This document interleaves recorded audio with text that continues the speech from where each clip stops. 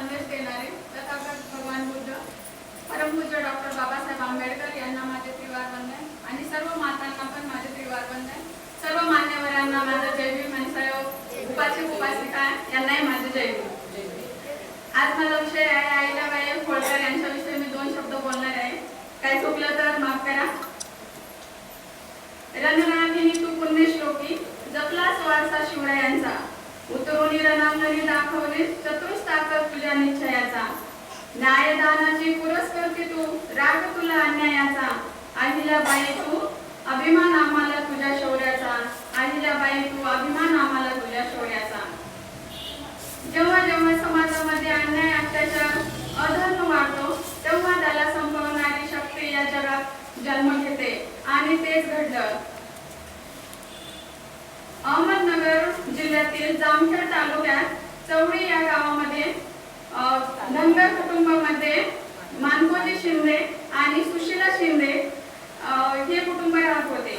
त्यांच्या पोटी 31 मे 1725 रोजी एका कन्येने जन्म घेतला। त्या कन्येचे तेज पाहून जणू काय सूर्यही लाजत होता। या कन्येचे नाव अहिल्या असे ठेवण्यात आले।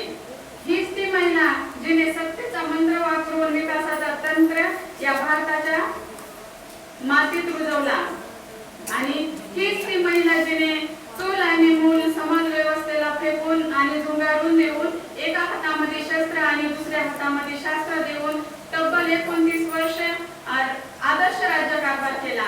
अहिल्याबाईंना लहानपणापासूनच तलवार चालवणे, भालाफेक, युद्ध लढणे, या गोळाफेक अशा गोष्टीचे प्रशिक्षण आणि शिक्षण त्यांच्या वडिलांकडून मिळत होते।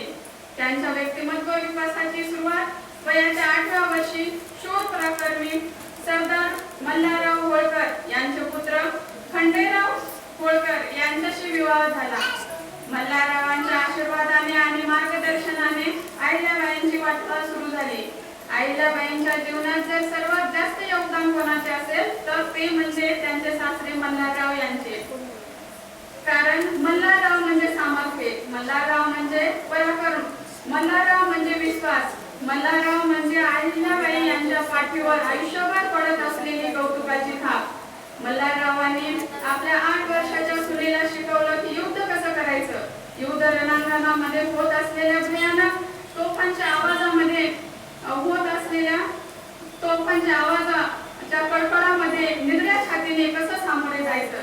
अहिल्याबाईंचे पती खंडेराव हे देखील पराक्रमी योद्धा होते।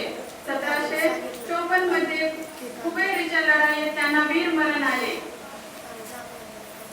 नवरा मेल्यानंतर स्त्रीला सती जायची प्रथा त्या काळी होती, परंतु मल्हाररावांच्या सांगण्यावरून अहिल्याबाई सती गेल्या नाहीत। पण सती जाण्याची जी अनिष्ट परंपरा होती तीही अहिल्याबाईंनी लाथाडून लावली। मराठा साम्राज्यात मावळ प्रांतात होळकरांचे राज्य होते। होळकरांनी हे राज्य कोणाची गुलामगिरी करून मिळवलेले नव्हते, तर तलवारीच्या पाठीवर आणि मनगटाच्या जोरावर होळकरांच्या वंशजांनी हे राज्य उभे केले होते। आतापर्यंत सर्वात जास्त संकटे कोणत्या राज्यावर आले असतील तर ते म्हणजे अहिल्याबाई होळकरांवर।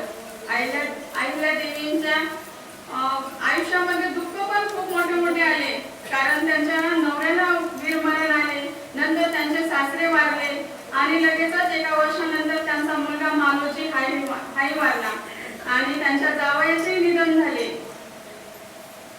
राज्यकारभार पाहण्यासाठी कोणी पुरुषच उरला नव्हता। अशा वेळी एकट्या अहिल्याबाईंनी राज्यकारभार करण्याचा निर्णय घेतला। याच संधीचा फायदा घेऊन राघोबा पेशवे 50,000ची फौज घेऊन अहिल्याबाईंच्या राज्यावर चालवला, परंतु अहिल्याबाईंची दूरदृष्टी बघा ना, त्यांनी आपल्या राज्यातील महिलांना तलवार चालवणे आणि इतर युद्ध कला शिकवल्या आणि संपूर्ण भारतात महिलांची पहिली फौज तयार करण्यात आली। परंतु फक्त तलवार हातात घेऊन चालत नाही, तर सोबत बुद्धी कौशल्यही लागतं। त्यांनी राघोबा पेशव्यांना पत्र लिहिलं की मी राज्यकारभार पाहते, एक महिला राज्यकारभार पाहते, ही एकटी आहे असे समजून मला आपला समजू नको।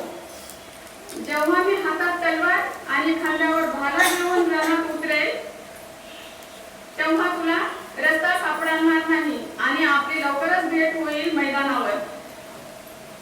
परंतु एक ठेव, मी जर हरले तर मला कोणी नावे ठेवणार नाही, आणि जर तू हरलास तर तुम्हाला सारे जग नावे ठेवेल, का तर तुम्ही एका महिलेकडून हरणार आहात. राघोबा पेशव्याने हे पत्र वाचताच लगेच माघार घेतली आणि अहिल्याबाई म्हणाल्या, शत्रूला रणात पराभूत करण्याआधी मनात पराभूत करायचं असतं, कारण मनात पराभूत झालेला शत्रू रणात उभा राहू शकत नाही, हे मानसशास्त्र त्यांना माहीत होते. तेव्हापासून शत्रू देखील त्यांच्याविषयी आदर बाळगीत असे. तसेच त्यांनी मंदिराची पुनर्बांधणी, जीर्णोद्धार, देवतांची प्रतिष्ठापना, तसेच घाट, रस्ते, धर्मशाळा बांधणे, अन्नछत्र चालवणे या लोकोपयोगी कामामुळे संपूर्ण भारतभर त्यांचे नाव अजरामर झाले. तर हा इतिहास होता अहिल्याबाईंच्या पराक्रमाचा, आणि हा इतिहास होता अहिल्यादेवींच्या राजकीय आणि सामाजिक कार्याचा. आणि ते तेजस्वी रत्न इसवी सन 1795 मध्ये अनंतात विलीन झाले. शेवटी एवढेच म्हणावेसे वाटते, पुरुष जातीचा बगड्या छेदून केलीत तुम्ही समाजसेवा, पुरुष जातीचा बगड्या छेदून केलीत तुम्ही समाजसेवा, भुकेल्या पोटी घास देऊनी तृप्त केले तहानल्या जीवा, भुकेल्या पोटी घास देऊनी तृप्त केले तहानल्या जीवा, जात धर्म विसरून दाखवला मानव सेवेचा मार्ग नवा, जात धर्म विसरून दाखवला मानव सेवेचा मार्ग नवा. अहिल्यादेवी होळकर आपल्या कार्याचा निरंतर तेवत राहील दिवा, निरंतर